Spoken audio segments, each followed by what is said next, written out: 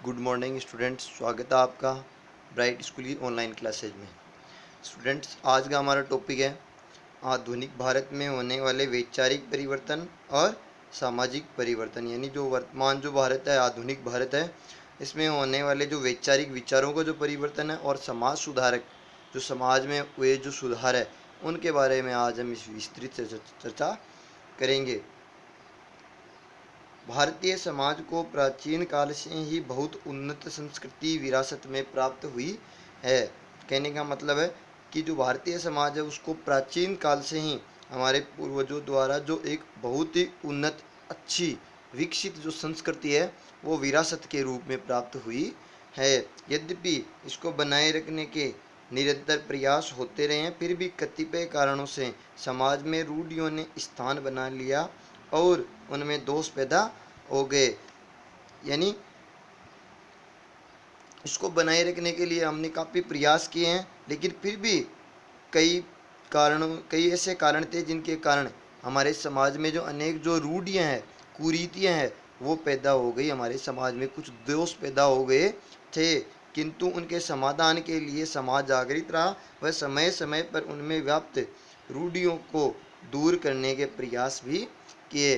कि ऐसा नहीं है कि जो कुरीतियाँ थी वो समाज के अंदर ही फैलती गई। समय समय पर हमारे समाज के सुधारकों ने, समाज सुधारकों ने, महापुरुषों ने उन कुरीतियों को, उन रूढ़ियों को दूर करने के प्रयास भी किए व उनको दूर भी किया। यथा समय लगभग 2500 वर्ष पहले यानी 2500 वर्ष पहले गौतम बुद्ध और महावीर स्वामी ने तात्कालिक समाज में व्याप्त कुरीतियों को मिटाने के लिए प्रयास किए थे।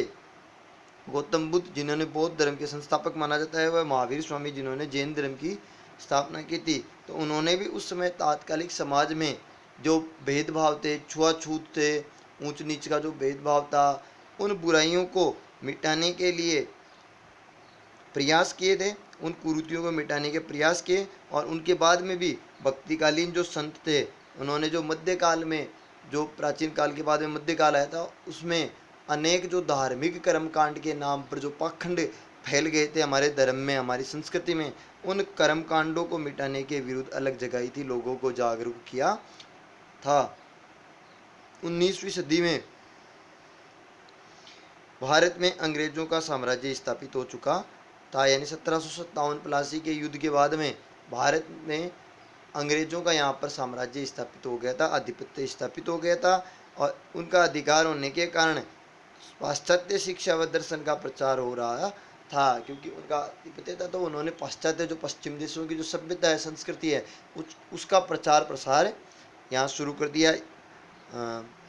जो अपने धर्म का, अपनी संस्कृति का है, वो प्रचार प्रसार शुरू हो रहा था।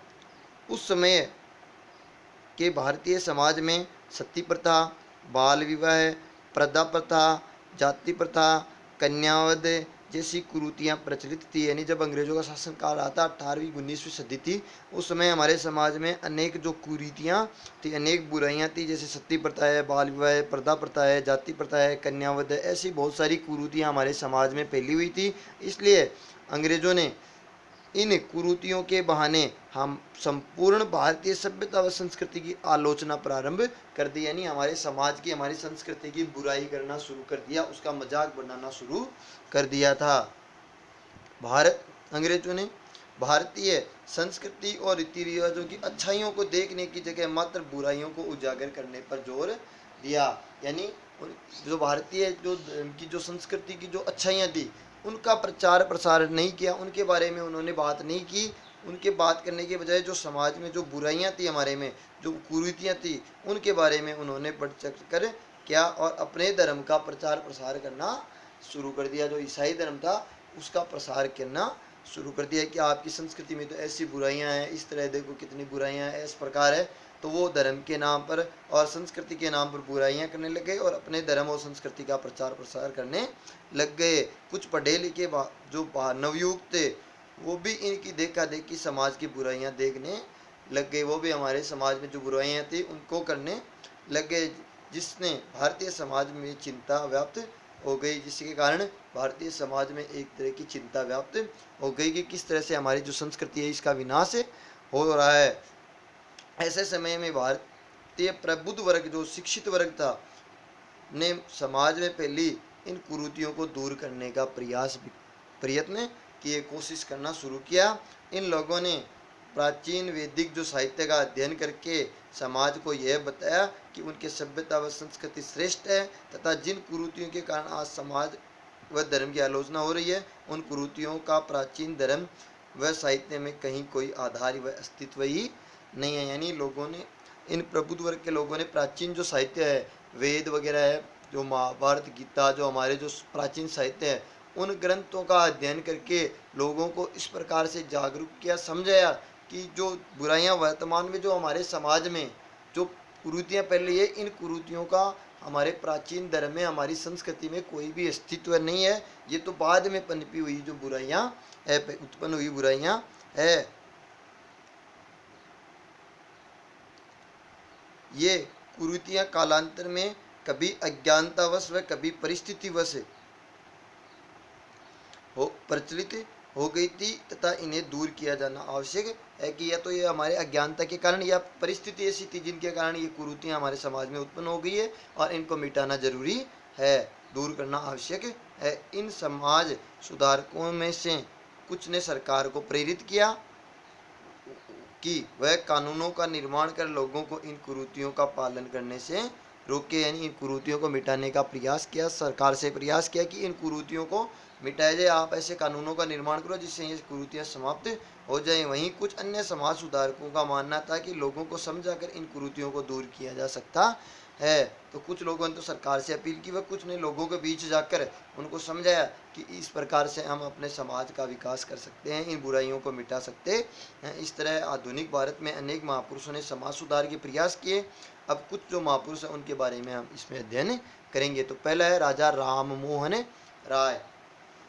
राजा राममोहन राय थे, वो बंगाल के थे, और इन्होंने सती प्रथा को मिटाने के लिए सती प्रथा उन्मूलन कानून बनवाया था, और इसको मिटाने का जो श्रेय है सती प्रथा को, वो राजा राममोहन राय को ही जाता है। बंगाल में 19वीं सदी में समाज सुधार की लहर उठी, उसे पुनर्जागरण का नाम दिया। यानी 19वीं सदी में जो भी समाज सुधार की जो लहर उठी थी एक, तो उसे पुनर्जागरण मतलब पुनः जागो, हमारे समाज की जो बुराइयां उनको मिटाओ और पुनः जागो, पुनर्जागरण का नाम दिया। 19वीं सदी के शुरुआती समय में बंगाल में एक बड़ी भीषण प्रथा का प्रचलन था। बंगाल के लोग इसे सती प्रथा कहकर प्रतिष्ठित करने लग गए थे, यानी इसको सती प्रथा के नाम से पुकारते थे। सती प्रथा की चर्चा प्राचीन काल में भी यदाकदा होती थी, यानी प्राचीन समय में भी सती प्रथा का थोड़ा बहुत जिक्र हुआ है, लेकिन मध्यकाल में इसका प्रचलन कुछ ज़्यादा बढ़ गया था। पर 19वीं सदी में बंगाल में तो इसने एक विभत्स रूप ले लिया, यानी भयंकर रूप ले लिया था। कुलीन परिवारों में जोर जबरदस्ती से सती के नाम पर नई विधवा की आहुति दे दी जाती थी। यह बड़ी विकराल परिस्थिति थी, जिसे लोग सती प्रथा की आड़ में पालन किया करते थे। यानी जिस भी औरत का पति मर जाता उसको जिंदा जला दिया जाता था। तो ये प्रथा थी, ये उस समय बंगाल में जो है वो बड़ी विकराल रूप ले ली थी, और लोग हैं वो जो कुलीन वर्ग के लोग थे वो इस प्रथा को बहुत ज़्यादा जो भयंकर तरीके से चलने लग गई थी। इस कुरीति के खिलाफ कलकत्ता के राजा राममोहन राय ने एक मुहिम छेड़ी। राजा राममोहन राय जन्म बंगाल के राधानगर में एक जमींदार वर्ग परिवार में हुआ था। कि जो राजा राममोहन राय थे उनका जन्म था वो बंगाल के राधानगर में एक जमींदार ब्राह्मण के परिवार में हुआ था। उन्होंने कई भाषाओं व वैदिक ग्रंथों का अध्ययन किया व वैदिक ग्रंथों का साधारण भाषाओं में अनुवाद भी किया।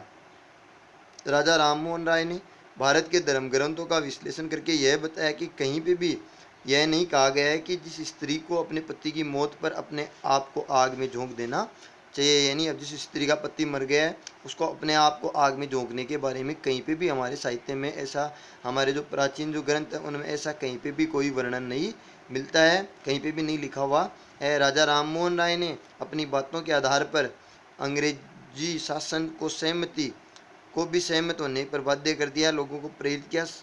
सन 1828 में उन्होंने अपने साथियों के साथ मिलकर ब्रह्म सभा का गठन किया। प्रश्न आ सकता है कि ब्रह्म सभा की स्थापना कब हुई, तो 1828 में ब्रह्म सभा का गठन किया गया और अगले साल इसका नाम बदलकर ब्रह्म समाज यानी 1829 में इसको क्या नाम, ये क्या हो गया, 1828 के बाद 1829 में इसका नाम ब्रह्म सभा की जगह ब्रह्म समाज रख दिया गया। ब्रह्म समाज के दबाव में आकर अंत में सरकार ने 1829 में एक कानून बनाया जिसे सती प्रथा का समर्थन करने वाले को सजा का प्रावधान भी रखा गया, यानी सती प्रथा उन्मूलन कानून बनाया गया। कब बनाया गया, 1829 में सती प्रथा की जो उन्मूलन कानून बनाया गया और इसमें यह रखा गया कि जो सती प्रथा का समर्थन करने वाले लोग हैं उनको सजा का प्रावधान भी रखा गया। जो लोग स्त्री को सती करने में मदद करते थे, अब उन्हें सख्त सजा दी जाने लगी। बड़ी तेजी से यह कुरीति समाज से खत्म होने लगी, यानी अब कानून बनाने के बाद में बहुत ही तीव्र गति से ये कुरीति थी वो समाज से समाप्त होने लगी। दूसरे थे ईश्वर चंद्र विद्यासागर। बंगाल के दूसरे महान समाज सुधारक ईश्वर चंद्र विद्यासागर थे। गरीब परिवार के जन्मे विद्यासागर ने अपनी योग्यता के बल पर उच्च शिक्षा प्राप्त की, यानी गरीब परिवार में जन्म लिया था लेकिन फिर भी अपनी योग्यता के आधार पर उच्च शिक्षा प्राप्त की। इन्होंने नारी शिक्षा के क्षेत्र में काफ़ी कार्य किए, यानी ईश्वर चंद्र विद्यासागर ने किसके बारे में ज़्यादा बल दिया, नारी शिक्षा पर। इन्होंने बालिकाओं की शिक्षा के लिए कई बालिका विद्यालय खुलवाए थे। साथ ही ये विधवा विवाह के प्रबल समर्थक थे। इनके प्रयासों से उस समय विधवा विवाह प्रारंभ हुए वह उन्होंने स्वयं ने अनुकरणीय उदाहरण प्रस्तुत करते हुए अपने पुत्र का विवाह एक विधवा से करवाया था, यानी ईश्वर चंद्र विद्यासागर ने अपने पुत्र का विवाह भी एक विधवा से करवाया था।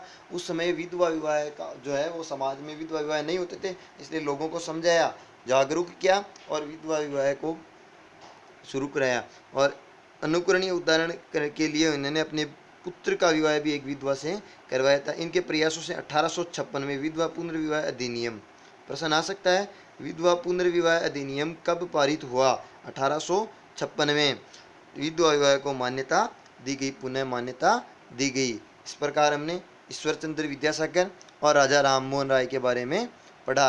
नेक्स्ट अगले वीडियो में पढ़ेंगे। क्वेश्चन आ सकते हैं कि ईश्वर चंद्र विद्यासागर ने समाज सुधार के लिए क्या क्या प्रयास किए, राजा राम मोहन राय के द्वारा किए गए प्रयासों का वर्णन कीजिए।